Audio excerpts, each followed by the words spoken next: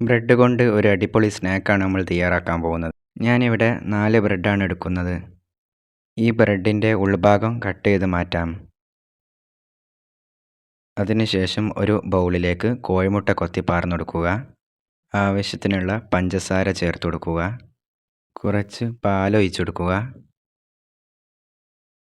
അടുത്തതായിട്ട് അല്പം കറുകാപ്പട്ട പൊടിച്ചത് ചേർത്ത് കൊടുക്കുക.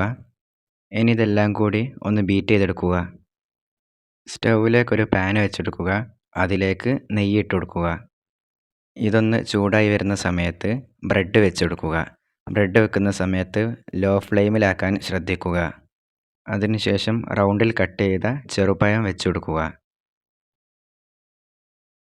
അതിനുശേഷം നേരത്തെ തയ്യാറാക്കിയ കോഴിമുട്ട മിക്സ് ഇതിലേക്ക് ഒഴിച്ചെടുക്കുക.